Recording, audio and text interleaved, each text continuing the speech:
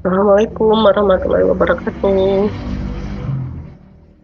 Waalaikumsalam warahmatullahi Waalaikumsalam wabarakatuh. warahmatullahi wabarakatuh. Selamat pagi semuanya. Pagi, Bu.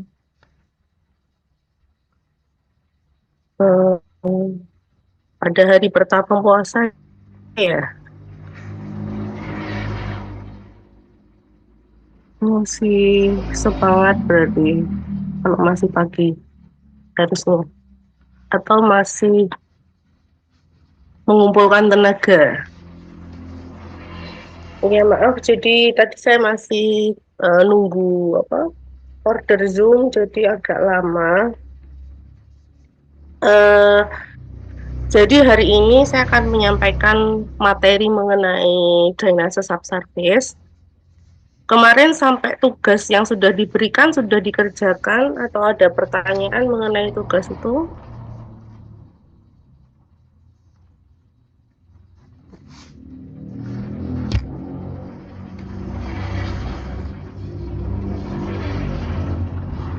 Belum ada.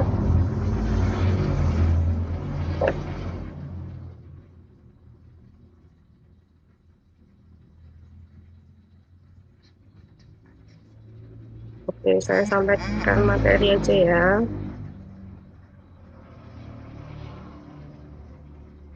Nah, drainase subsurface. Jadi, kalau dilihat dari judulnya, drainase subsurface itu adalah drainase bawah permukaan. Recording in progress. Nah, drainase bawah permukaan itu maksudnya seperti apa? Apakah yang ada di bawah atau yang seperti apa?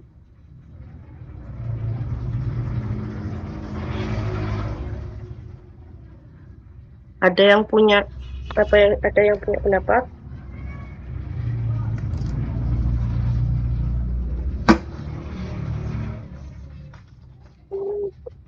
Drainase subsurface.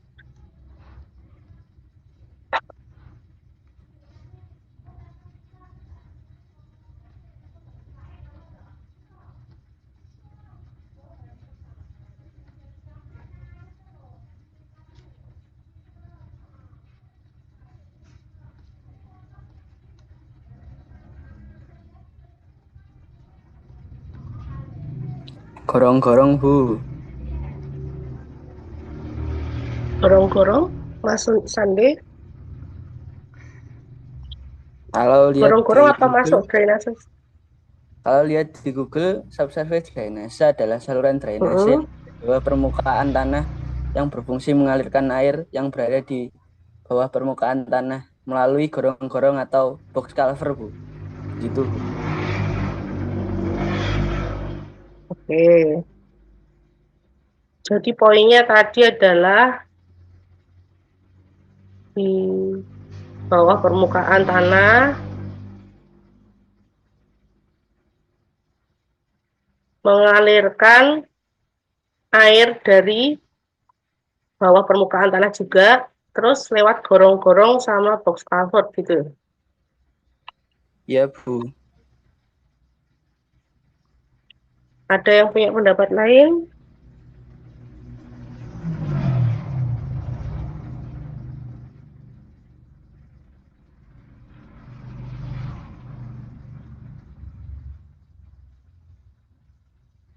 Kalau drainase di atas permukaan atau drainase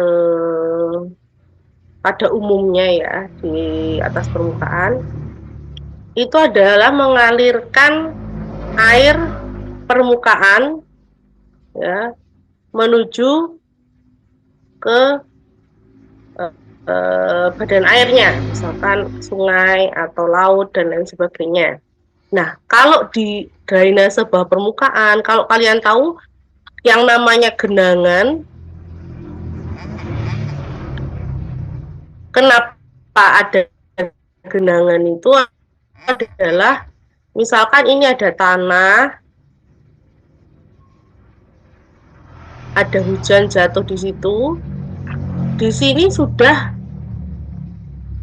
ada yang namanya muka air tanah ya, itu sudah posisinya di atas ini, sehingga dia tidak bisa apa ya istilahnya, tidak bisa menampung air lagi, tidak bisa ada resapan ke sini. Nah, akhirnya timbullah genangan sehingga bisa ini. Nah, fungsinya kalau yang di air permukaan itu akan dilalu apa di istilahnya ditampung atau dikelola oleh yang drainase atas permukaan. Nah, kondisi di sini yang di bawah permukaan yang katanya jenuh air, jadi muka air tanahnya tinggi ini harus kita maintenance juga.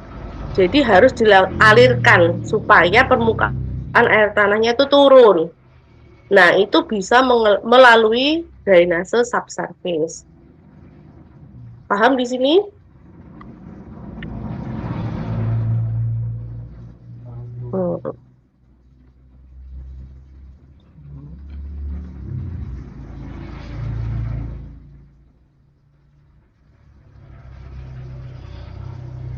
Bingung apa gimana?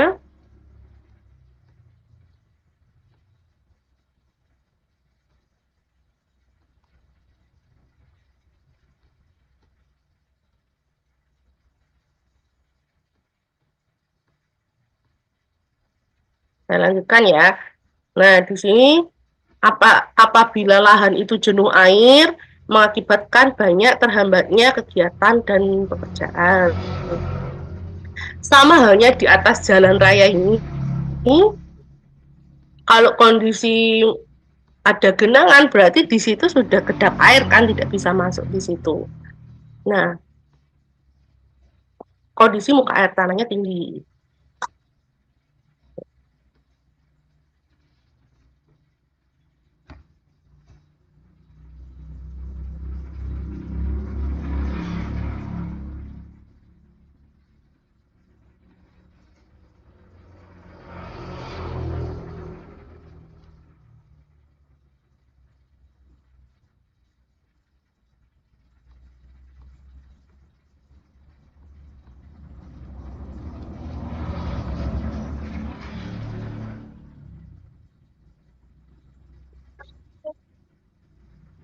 Nah, berikutnya, nih, jadi nggak hanya di jalan aja ya, misalkan kalau kondisi jenuh air itu bisa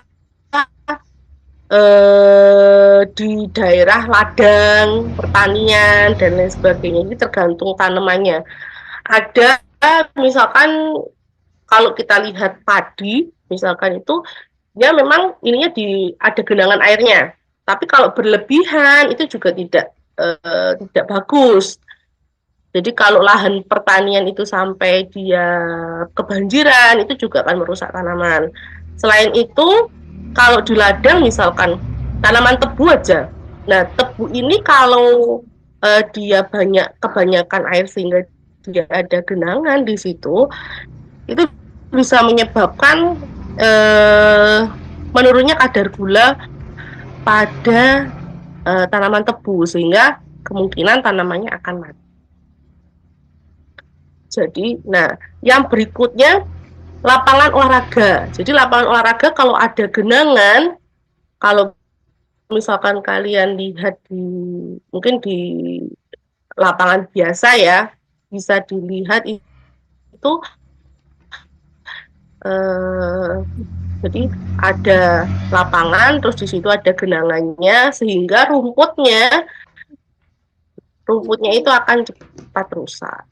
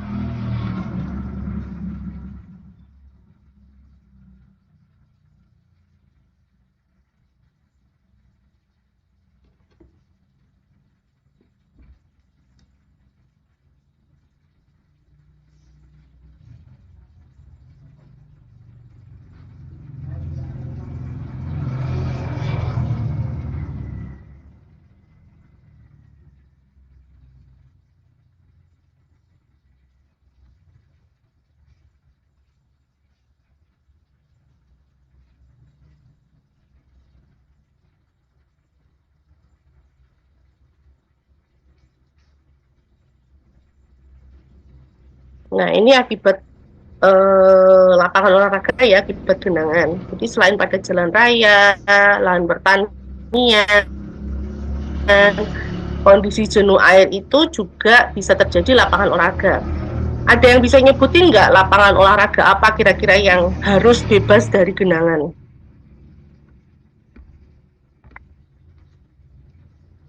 Sepak bola, Bu. Oke, sepak bola. Kan seperti yang digambar. Ada yang lainnya? Lapangan golf. Lapangan golf, Bu. Mana kira-kira yang nggak boleh ada genangannya? Tenis lapangan, Bu.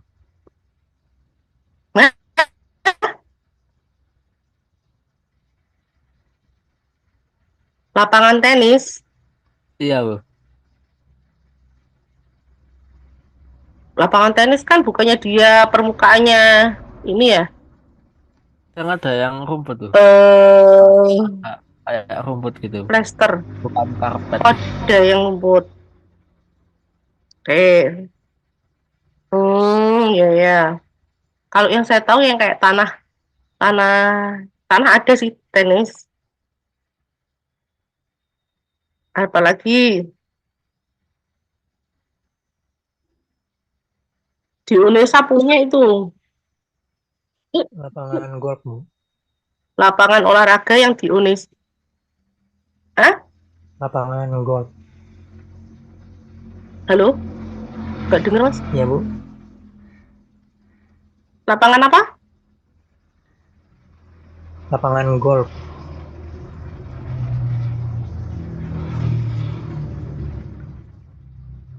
Apa ya? Kok nggak jelas ya? Apa Mas Hafiz nggak dengar?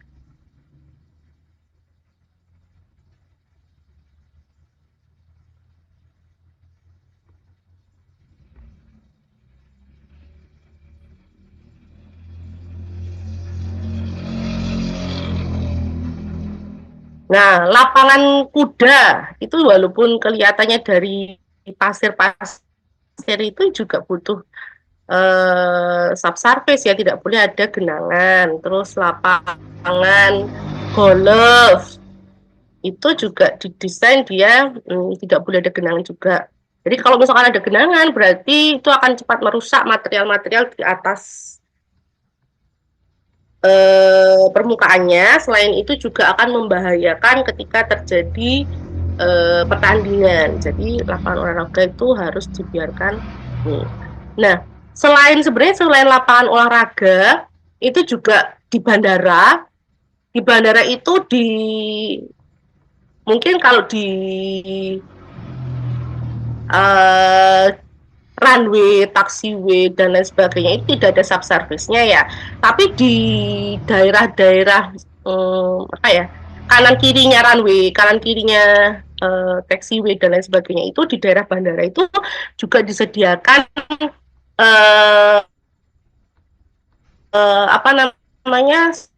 subsurface. Jadi terjadi genangan terus akhirnya nanti bisa merambat ke runway-nya dan lain sebagainya itu juga tidak diinginkan lah istilahnya. Nah, jadi seperti itu.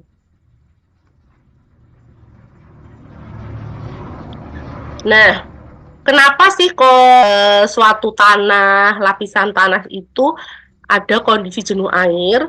Nah, itu tidak ada imbangan antara dia yang masuk ke situ, inflow-nya. Jadi, ibaratnya tanah ini sebagai wadah.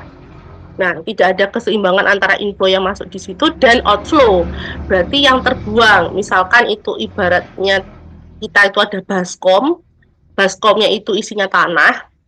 Terus kemudian masuk ke situ, tapi tidak ada yang dikeluarkan. Tidak ada drainase subsurface-nya di bawah permukaannya, sehingga akan lama-kelamaan menumpuk di situ, akhirnya akan jenuh, dan kalau sudah jenuh berarti di atasnya akan timbul genangan. Nah, kenapa kondisi itu terjadi?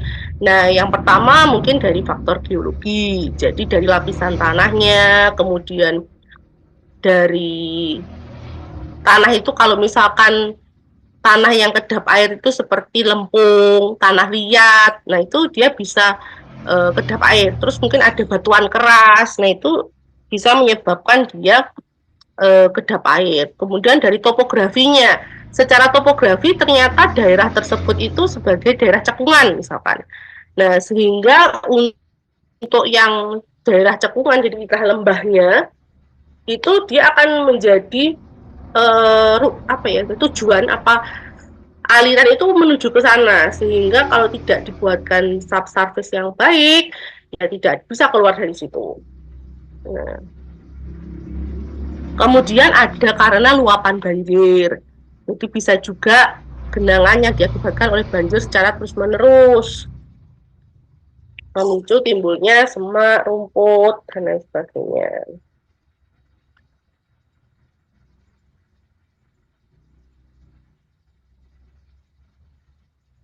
Jadi terus yang berikutnya juga karena curah hujan. Misalkan curah hujan yang terjadi itu di atas dari curah hujan rencana yang periode ulangnya ditentukan, sehingga menyebabkan itu bisa menjadi genangan.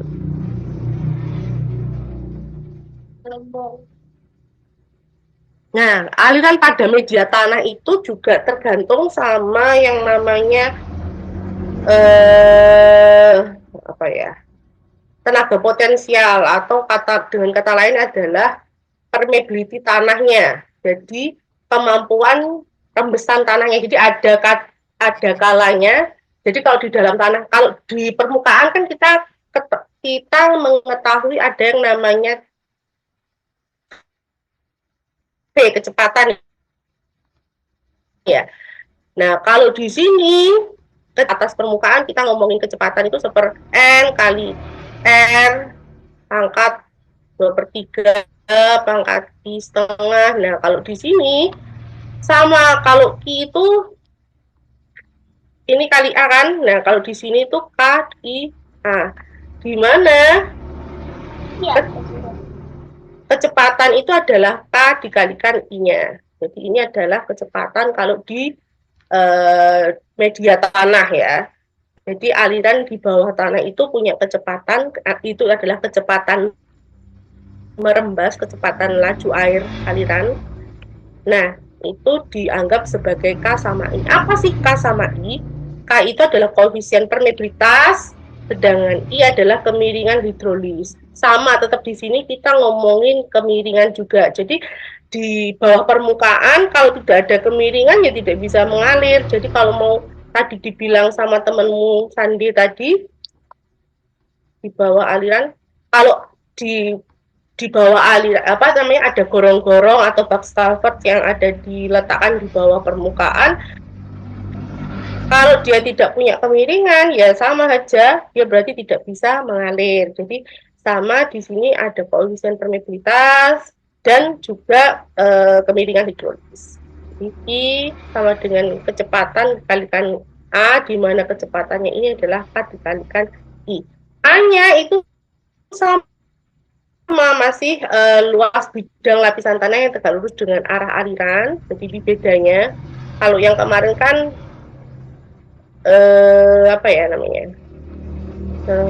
istilahnya A-nya itu luas penampang. Nah, di sini adalah luas bidang lapisan tanah yang tegak lurus dengan arah aliran. Jadi arah alirannya tadi misalkan pakai ya hampir sama sih sebenarnya, ya ini luas penampang juga sesuai drainasenya itu, gorong-gorongnya itu bentuknya apa. Jelas sampai di sini? Jelas, Bu. Oke.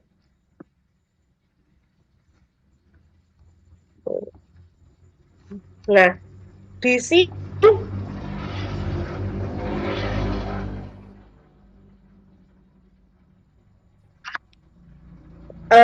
ada yang namanya kecepatan.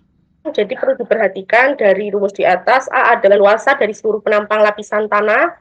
Kemudian kecepatan didefinisikan bukan laju aliran sesungguhnya dari kecepatan sebenarnya. Jadi VS itu adalah laju aliran yang sebenarnya. Sedangkan AV adalah merupakan luasan penampang ruang koi sehingga, nah jadi gini anggapannya, jadi VS itu adalah kecepatan yang sebenarnya, sehingga I itu adalah A per S. Ini sebenarnya kan sama ya, kita pakai I sama dengan A dikalikan V. Nah, kalau ini A-nya adalah S, ini adalah S. Maksudnya ini adalah sebenarnya. Harusnya ini AV, DAV. Terus kemudian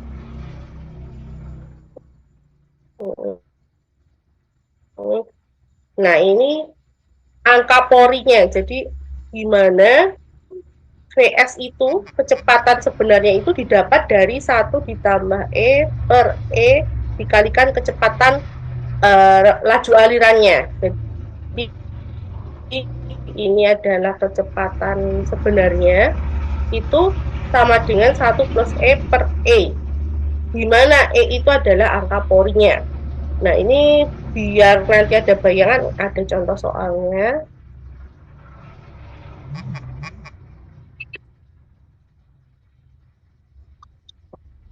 Nah, koefisien permeabilitas itu punya seperti disebut laju kecepatan rembasan itu bisa dinyatakan dalam meter per detik. Jadi hampir sama kayak kecepatan meter per detik atau sentimeter per detik.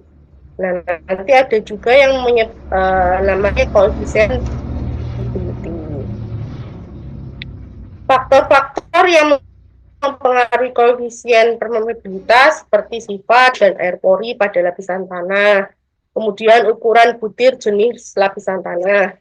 Nah, ini K, nilai K itu sama dengan 100 B pangkat 2 ukuran 10. Jadi ini tuh tahu kalau D10 itu apa? Istilahnya. Kita ngomongin tes tanah. Terus ada istilah D10. Apa itu?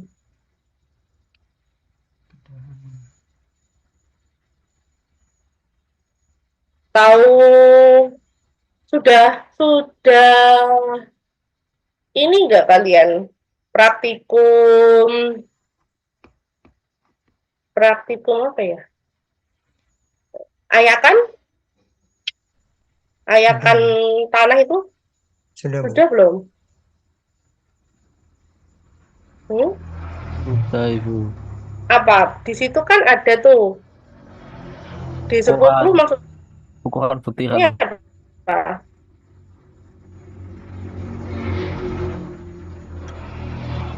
Ukuran butiran yang Lolos ayakan nomor 10 yang gitu ya. lolos ayakan ukuran 10 ya. Ukuran 10 ya. Jadi itu berdasarkan ukuran butir jenis lapisan tanahnya ya. Nah, itu bisa didapatkan. Jadi berapa persen yang dia lolos ayakan di 10 itu akan tahu berapa nilai K-nya. Terus dari tingkat kejenuhan airnya. Nah, ini ada hubungan antara K itu berbanding lurus sama nilai tadi, nilai 1 plus E per E. Nah, berikutnya material bangunan subsurface drainage. Tadi yang dibilang sama Sandi ada gorong-gorong di bawah. Nah, sebenarnya kalau boleh ada gorong-gorong, bedanya aliran permukaan sama aliran di bawah permukaan itu adalah prinsipnya adalah di saluran terbuka dan tertutup ya. Jadi kalau di aliran permukaan saluran itu cenderung saluran terbuka. Jadi kalau di bawah permukaan dia lebih ke saluran tertutup. Apa tahu bedanya saluran terbuka dan tertutup? Masih ingat Ibu Lita? Saluran terbuka itu masih ada W-nya, Bu. Kalau tertutup enggak, W sama dengan nol, Bu. Kalau tertutup gimana? W sama dengan nol, Bu. Jadi seluruhnya diisi oleh air, Bu. Heeh. Jadi kalau di saluran drainase subsurface ini kita lebih banyak merencanakan saluran pada kondisi saluran tertutup.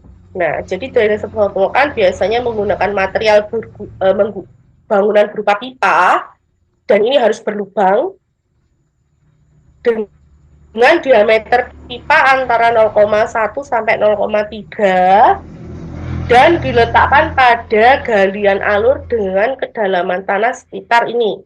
Jadi letaknya subsurface itu bisa 1 sampai 1,5 meter dari permukaan lapisan tanah atasnya. Nah, bahan material pipanya itu apa aja? Ada yang dari stainless steel, atau kalau zaman dulu tuh dari tembikar istilahnya. Terus kemudian ada dari pipa plastik, HDPE, PVC, yang didesain dengan celah-celah panjang dan dibuat lubang kecil-kecil di sini. Jadi pipanya itu dilengkapi sama lubang-lubang seperti ini ya. Ya, ini lubang-lubang boleh memanjang, boleh seperti itu.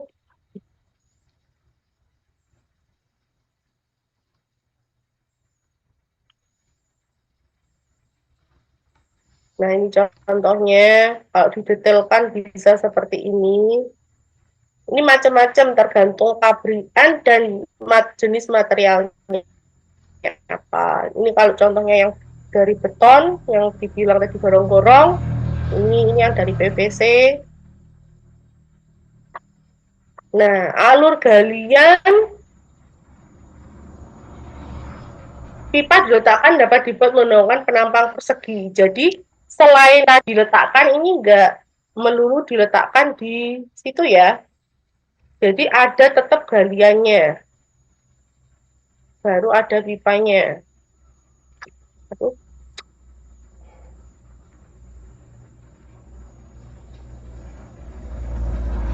Nah, misalkan ini ada galiannya, baru nanti diletakkan pipa di situ. Di sini masih diisi lapisan-lapisan tanahnya. Tadi tetap dibuatkan saluran, bukan ya, wadahnya supaya ada pipanya di sini. Penampang persegi 4, apa trapesium, kemudian pipa berlubang maupun pipa yang dilengkapi celah pada sebelah sisinya diletakkan pada posisi di mana permukaan air tanah yang ingin dikurangi. Jadi fungsinya drainase bawah permukaan itu adalah mengurangi muka air tanah di situ supaya apa? Supaya kalau ada hujan di situ tidak kondisi jenuh, sehingga dia tidak ada genangan di atasnya. Jadi ada istilah. Sedangkan kalau di atas permukaan, misalkan kayak di lapangan tadi ya, lapangan olahraga kan permukaannya nggak boleh dibuat miring, tidak sesuai standarnya. Jadi dibuat permukaannya datar, baru dibikinkan di bawahnya drainase yang dia punya kemiringan. Terus kemudian setelah pipa diletakkan, kemudian ditimbun menggunakan lapisan filter bergradasi besar, minimal setebal 30 cm dari atas sisi pipa, kemudian ditutup lagi dengan lapisan filter berdiameter yang lebih kecil. Jadi posisinya biasanya di sekelilingnya pipa ini adalah dia gradasinya besar. Kenapa? Itu supaya tidak masuk ke lubang-lubangnya ini. Jadi dibuat sekeliling pipanya itu adalah material gradasinya lebih besar daripada lubang-lubang pipanya. Itu setebal kira-kira 30 cm dari atas sisi pipa. Nah, contohnya ada di sini. Jadi istilahnya ini, misalnya kalau ini contohnya ini adalah kira-kira lapangan sepak bola ya.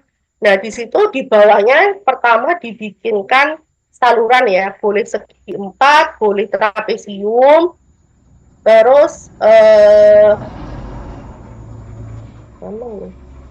Ini trapesium contohnya misalkan. Nah, di sini itu dikasih pipa berlubang.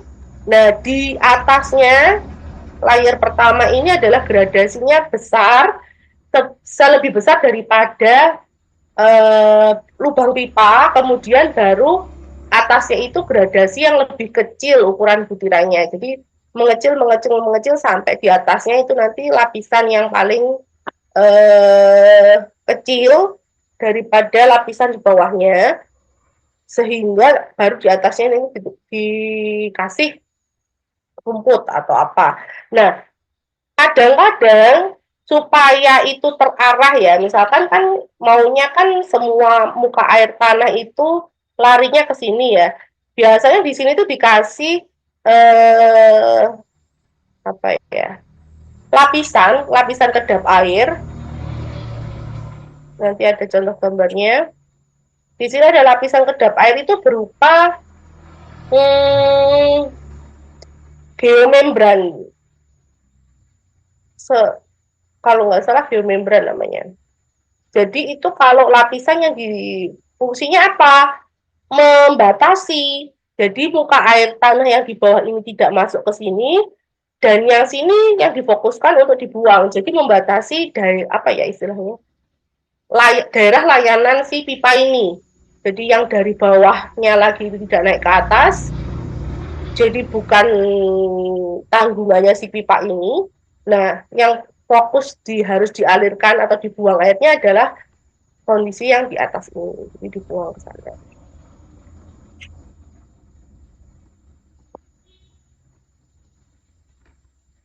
Nah, ini contohnya.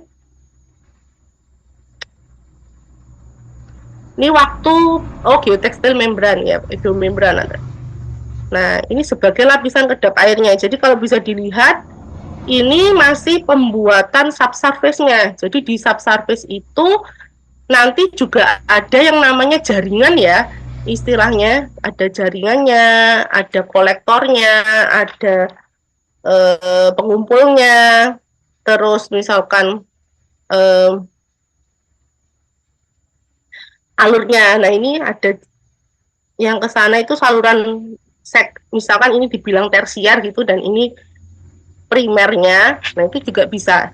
Jadi di situ dikasih, sebelum dikasih pipa, dikasih geomembran dulu sebagai kedap airnya. Terus kemudian baru dikasih pipa.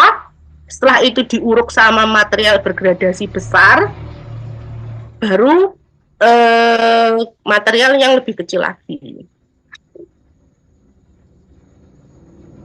Ada bayangan kira-kira? Atau masih sulit membayangkan?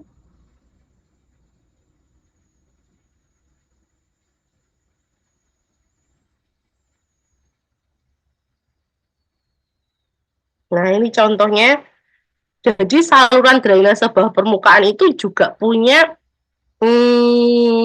jaringan ya.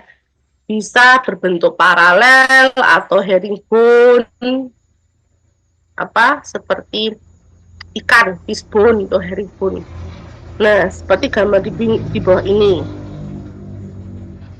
Nah, ini jadi kemiringannya bisa diatur di sini. Seperti apa? Nah, contoh model layout herringbone. Nah, ini contoh misalkan kalau yang sebelah kiri itu mungkin ini lapangan golf atau lapangan apa. Terus ini contohnya misalkan di lapangan bola. Bentuknya seperti ini. Nanti dari subdrainnya itu yang warna hijau, kemudian main kolektornya warna biru, baru nanti di sini ada discharge point. Nah, biasanya dari discharge point ini dia akan terhubung ke drainase permukaan. Jadi kalau sudah punya outletnya di subsurface, itu nanti tetap dia akan larinya ke drainase permukaan ya, sama entah itu by pompa atau apa. Nah, itu bisa. Sampai di sini ada pertanyaan mungkin?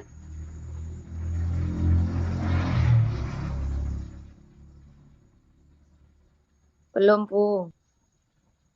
Oke. Nah, terus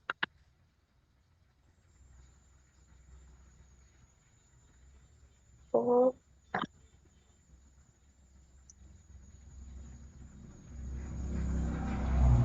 data perencanaan yang dibutuhkan. Apa ya kira-kira data perencanaan yang dibutuhkan?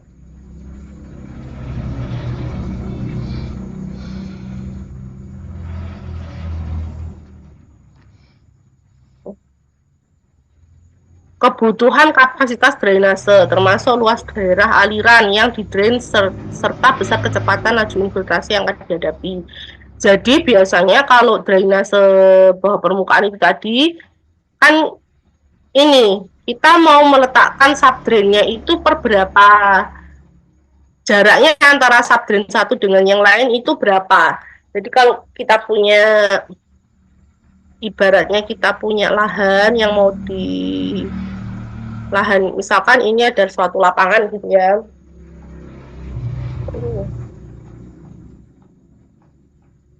Suatu lapangan gitu. Tadi kan ada tuh di sini ada main kolektornya, ada subdrainnya yang ke sini ya. Misalkan. Nah, kita mau semakin banyak subdrainnya, berarti ukuran apa ya istilahnya, ukurannya bakalan semakin kecil apa semakin besar? Ukuran, misalkan ukuran dimensi penampangnya maksudnya. Kalau saya misalkan di sini saya kasih jarak antara subdrain satu dengan subdrain yang lainnya itu katakanlah 10 meter per 10 meter, dibandingkan saya misalkan ngasih jarak di sini per 5 meter.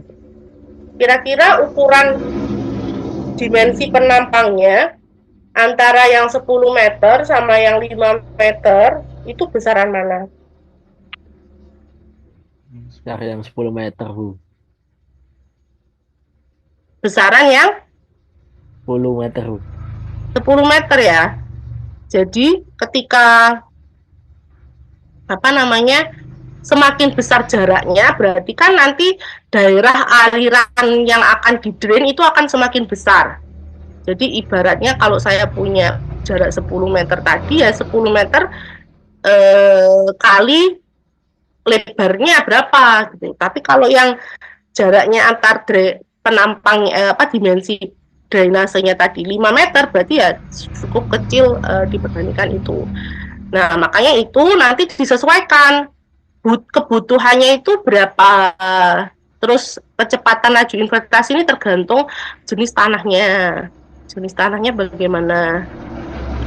Terus nanti disesuaikan sama ukuran di pasaran berapa. Misalkan di pasaran itu cuma ada maksimal 30 cm. Ya, dari situ yang harus misalkan maunya gede ya, misalkan paling besar 30 cm ya jarak antara pipanya itu berapa, yang paling jauh ya itu yang bisa dilakukan. Jadi ketika di sini itu keterbatasannya ya itu tadi ada dimensi penampang yang di pasarannya itu maksimal berapa, terus jenis tanahnya itu berapa, sehingga nanti yang muncul di sini adalah jarak antar pipanya berapa. Kalau sudah tahu jarak antar pipanya berapa itu sudah cukup ini sih, maksudnya dari perencanaan drainasenya sudah lumayan itu aja yang dihitung. Jadi berapa jaraknya, berapa kemiringannya, set itu supaya key-nya masuk atau key-nya masuk ke yang ada di pasaran itu berapa. Nah, kadang-kadang ini tadi koefisien permeabilitas. Jadi kita ambil sampel tanah di laboratorium, itu kadang-kadang tidak sama dengan apa yang sudah ada di lapangan. Maksudnya tuh begini, kan kondisi tanah dia sudah di apa ya istilahnya, sudah terjamah apa ya. Kalau kita ngambil sampel kan itu tanahnya sudah kita apa ya, sudah kita kita tidak kondisi sebenarnya gitu loh, tidak kondisi awalnya. Nah, itu akan berbeda biasanya. Tapi ya mungkin ada perbedaan, ada yang tidak. Jadi itu kadang-kadang tidak sama. Jadi harus hati-hati. Terus letak lapisan kedap air. Nah, kadang-kadang kita kalau mau tahu posisi kedap airnya di mana, jadi ada beberapa lapisan tanah itu yang kalau batuan kerasnya itu cepat ketemunya. Nah, itu bisa dicari dengan pengeboran. Tapi kalau tidak ketemu atau itu jauh banget di bawah, ya itu harus menggunakan geomembran tadi supaya membatasi mana-mana yang harus kita drainkan atau yang dibiarkan. Jadi yang lainnya itu dibiarkan mengikuti muka air tanah pada umumnya. Jadi itu biasanya ya harus tahu muka air tanah sebelumnya itu seperti apa, sehingga kita tahu lapisan kedap air itu mau ditaruh di mana. Terus, nah ini tadi yang saya ceritakan. Ketika kita merencanakan subsurface drainage, itu harus tahu berapa jarak antar pipanya. Berarti, nih,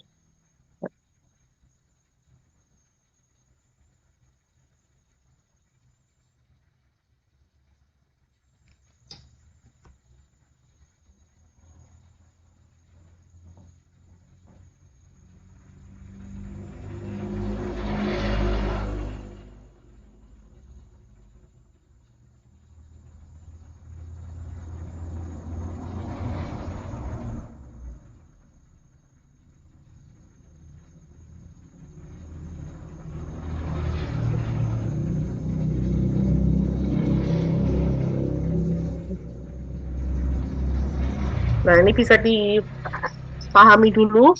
Ada L meter, jadi jarak antara pipa satu dengan pipa yang lain jarak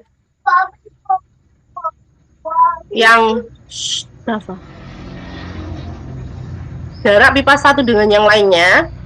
Terus kemudian kita harus tahu muka air tanahnya tadi setinggi apa. Terus kita tahu lapisan kedap air tadi di mana. Jadi kita bisa pakai simbol A, simbol B, Y, X, dan lain sebagainya. Nah, kalau di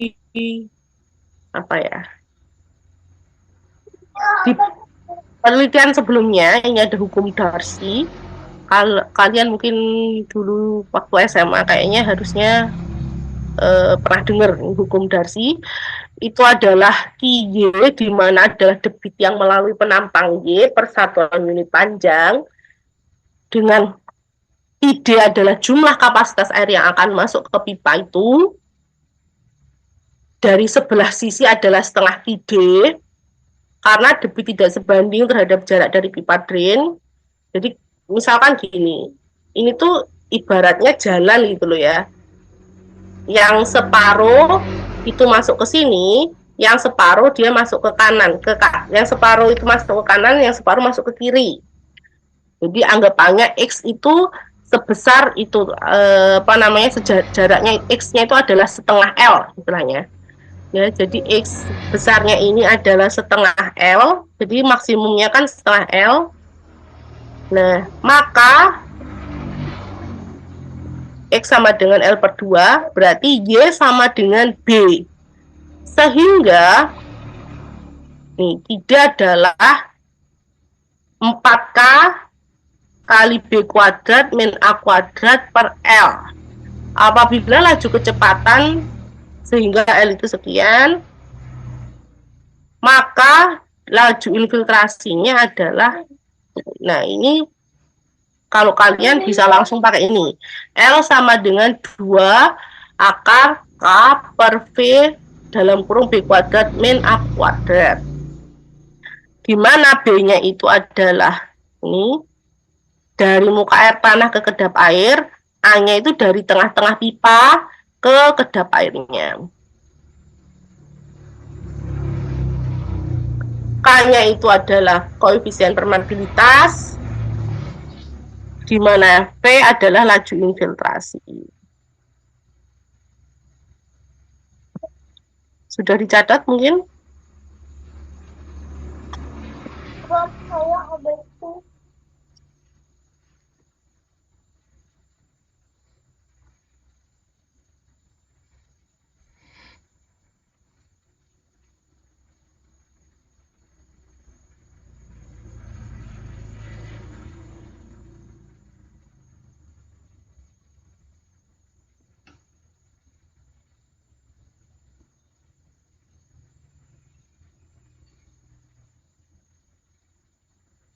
Berikutnya adalah menentukan kapasitas pipa. Jadi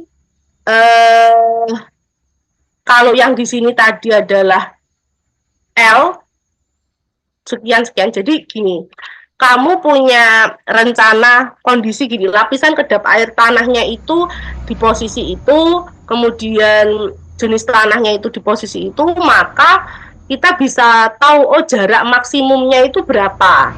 Ya, jarak maksimumnya ini L. Jarak maksimum antar pipanya itu berapa? Yang pertama ini yang harus kita tahu. Jadi sudah tahu, yang diketahui itu mungkin lapisan kedap air di mana, terus kemudian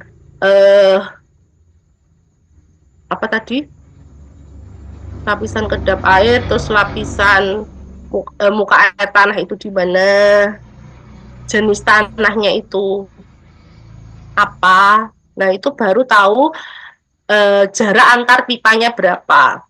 Setelah diketahui jarak antar pipanya, nanti akan bisa tahu kapasitas pipa yang dibutuhkan tuh berapa. Seperti saya bilang tadi, kalau jaraknya ini, misalkan ini kan istilahnya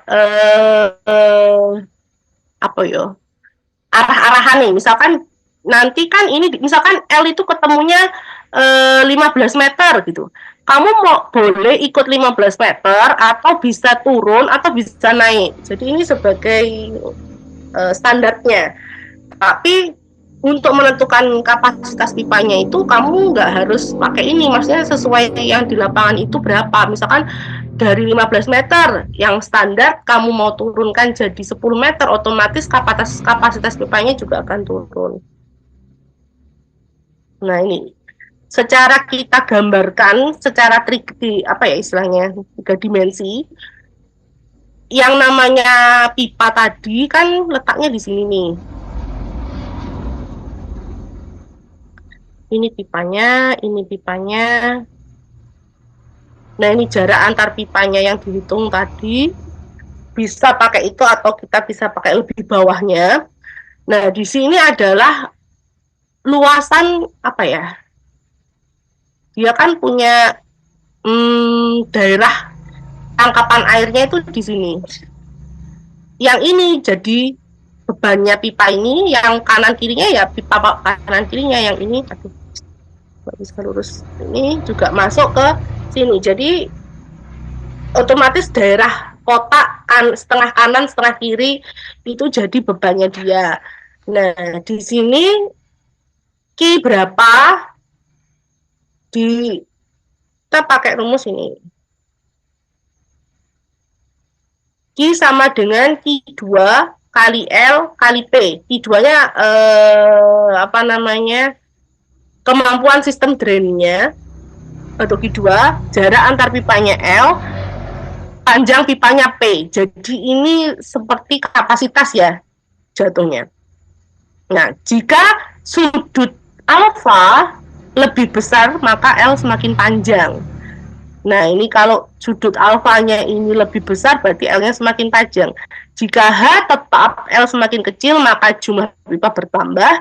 Jika H semakin besar dan L tetap, maka jumlah pipa juga akan bertambah. Jadi ini maksudnya adalah jika H itu adalah ini, jadi pipa ini kan diletakkan di kedalaman 1 sampai 1,5 meter. Seperti yang saya bilang, kalau hanya tetap di sini, L-nya semakin kecil, berarti jumlah pipa juga akan bertambah, jarak antara L-nya. Tapi kalau hanya semakin besar, walaupun L-nya tetap, berarti jumlah pipa juga bertambah. Jadi ini semakin sebanding. Terus, nah ini secara 2 dimensi. Dia punya sudut. Sudut ini maksudnya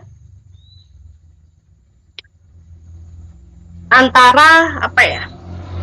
Permukaan sampai ke pipanya itu kan sama halnya kalau di apa ya, laju aliran terjauhnya istilahnya. Nah, laju aliran terjauhnya itu kan ada yang sisi miring. Jadi V apa kecepatan ini sin alfa. Jadi ini yang terjauhnya. Kenapa dia pakai sin alfa? Kalau dia yang pakai ini itu lebih pendek. Nah, jadi kalau mau tahu lajunya itu tetap diambil yang paling tinggi. Nah, kemampuan resap tanah dulu harus diketahui Q1 sama dengan N dikalikan V1.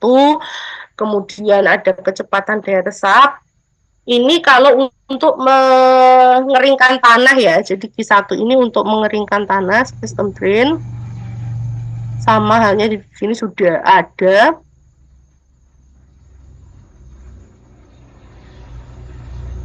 Untuk setiap satuan luas permukaan menjadi V0 sama dengan 4/5 N kalikan H dengan perkiraan 80% air terserap. Nah itu kemudian jadi mungkin agak bingung kalau nggak dibaca runtutan rumusnya. Nah, itu tadi kan yang harusnya tadi Q. Terus kemudian yang rumus ini tuh untuk lama pengeringan lahan ya. Jadi kalau lama pengeringan lahan itu ibaratnya adalah diasumsikan tidak ada aliran yang mengalir ke samping sehingga serapan air yang di atas permukaan akan meresap ke dalam tanah. Jadi ada pertama T1 itu adalah waktu yang dibutuhkan ketika dalam tanah sampai ke pipa. Jadi perjalanan T itu adalah istilahnya dari dalam tanah ke pipa. Kemudian T2 itu waktu yang dibutuhkan air sampai ke pipa. Dari air kondisinya dari kering ya, harusnya sampai kering. Terus T1 tambah T2 itu merupakan lama genangan atau lama pengeringan. Nah, kalau T3 itu adalah waktu yang diperlukan dari kondisi permukaan tanah kering hingga kondisi tanah kering semula. Nah, itu bisa seperti ini. Jadi, di drainase subsurface itu juga mengakomodir kira-kira berapa lama waktu yang dibutuhkan sampai pengeringan lahannya itu sampai di kondisi semula. Jadi T1 itu waktu dia dari genangan sampai ke pipa, kemudian T2 itu dari mengosongkan pipa-pipa itu, yang T3 sampai benar-benar kondisinya seperti semula. Nah ini waktunya bisa lebih dari 1 hari, berhari-hari. Tergantung jenis tanahnya itu seperti apa. Nah, coba ini dikerjakan. Kita sampai jam berapa ini? Ada kuliah nggak di sini?